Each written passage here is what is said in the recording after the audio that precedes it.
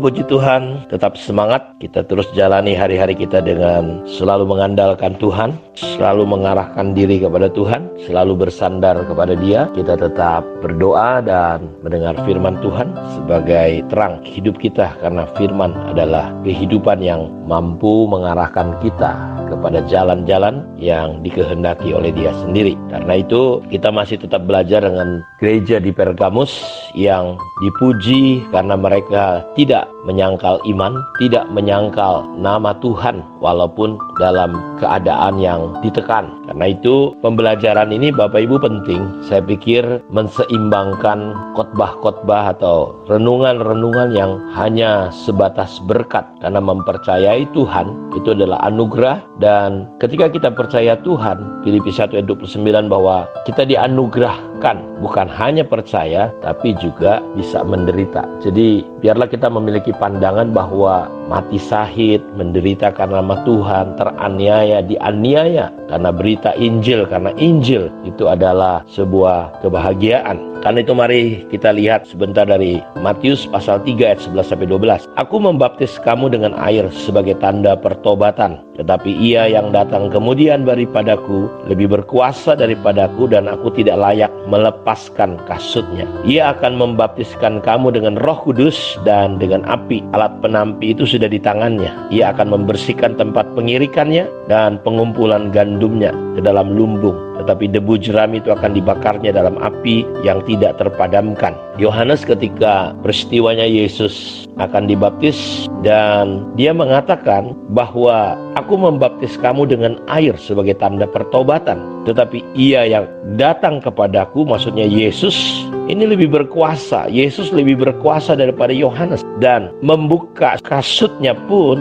aku tidak layak. Dan Yesus inilah yang dia katakan ini akan membaptis. Yesuslah yang membaptis kita dengan Roh Kudus. Lain kali kita belajar tentang baptisan Roh Kudus, tapi ini kita coba lihat ada satu baptisan yang mungkin juga jarang juga dikhotbahkan, yaitu Ia akan membaptiskan kamu dengan Roh Kudus dan dengan api. Yesus akan membaptis kita juga dengan api. Dalam Lukas 12 ayat 49-53, dia bilang, aku datang untuk melemparkan api ke bumi, dan betapakah aku harapkan api itu telah menyala. Aku harus menerima baptisan, dan betapa susahnya hatiku sebelum hal itu berlangsung. Kamu menyangka bahwa aku datang untuk membawa damai di atas bumi. Bukan, kataku kepadamu, bukan damai, melainkan pertentangan. Karena mulai dari sekarang akan ada pertentangan antara 5 orang di dalam satu rumah, 3 melawan 2 dan 2 melawan 3. Mereka akan saling bertentangan, anak laki-laki melawan ayahnya, ibu melawan anaknya perempuan, dan anak perempuan melawan ibunya.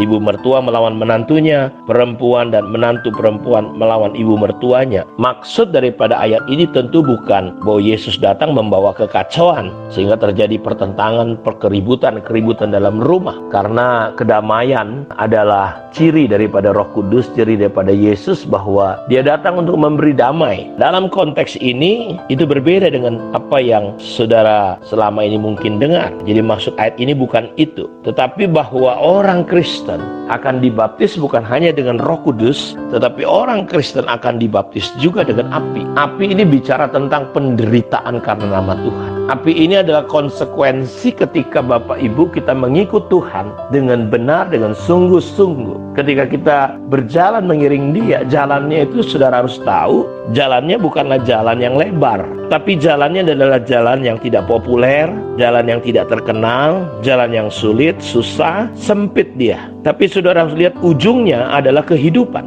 Jalan dunia ini, jalan yang lebar, saudaraku, banyak digemari. Orang suka, nggak suka jalan yang kecil. Semua mau jalan tol, jalan pintas, nggak mau proses. Tapi ujungnya kematian. Baptisan api, Yohanes berkata bahwa Dia akan baptis kita bukan hanya dengan Roh Kudus. Kita bukan hanya mengalami baptisan air, tapi kita juga mengalami baptisan api. Dan baptisan api maksudnya adalah cerita tentang sebuah proses pemurnian, supaya kita menjadi orang Kristen yang semakin murni. Jalan orang benar itu seperti sinar matahari, makin hari makin bercahaya, sampai rembang tengah hari, sampai sinar yang sempurna. Makanya di Matius 3 tadi, bahwa dia akan membaptis kamu dengan Roh Kudus dan dengan api. Alat penampi sudah di tangannya. Ia akan membersihkan tempat pengirikannya dan mengumpulkan gandumnya ke dalam lumbung, tetapi debu jerami itu akan dibakar dalam api yang tidak terpadamkan. Jadi ketika kita percaya Tuhan, dalam hidup kita ada hal-hal yang terus perlu dibereskan dengan api. Karena iman kita itu seperti emas. Emas itu tidak ada jalan lain untuk membersihkannya, untuk memurnikannya kecuali pakai api. Karena kemurnian sebuah emas itu hanya bisa tercapai lewat api. Perlu dibakar.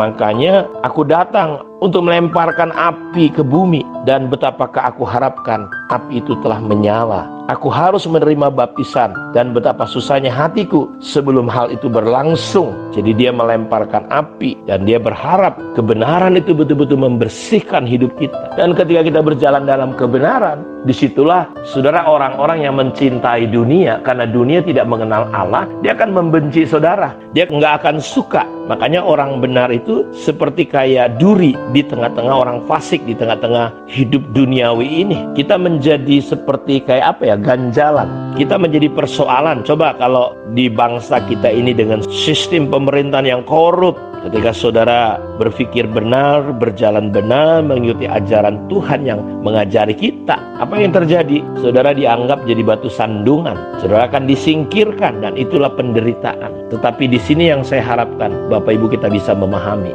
berbahagialah orang yang karena kebenaran, karena firman Tuhan dianiaya, menderita. Dan saudara nggak perlu takut, karena doa Yesus adalah dia tidak meminta Bapa mengambil kita dari dunia, tetapi meminta Bapa untuk melindungi, menjagai. Jadi di tengah situasi yang tidak baik sekalipun, makanya ketika ada orang percaya sama Tuhan, dia bisa dikejar-kejar, mau dibunuh, terjadi pertentangan. Nah, disinilah proses baptisan api atau api itu menyala. Dan Yesus berharap kita siap dimurnikan semurni-murninya sampai hidup kita sebagai orang benar, cahayanya sampai rembang tengah hari, sinar matahari yang paling sempurna, yaitu jam 12 siang, bersinar-sinar. Disitulah fungsi kita. Makanya sebelum kita lebih jauh menjadi berkat, kita harus ada proses-proses. Makanya nikmatilah proses Tuhan dalam kehidupan ini. Karena konsekuensi daripada ikut Tuhan adalah saudara tidak akan pernah nyaman, karena dunia bukan asal kita. Kita hanya numpang di dunia ini. Asal kita adalah kita dilahirkan dari kerajaan Allah. Kiranya Tuhan Yesus memberkati kita semua. Shalom.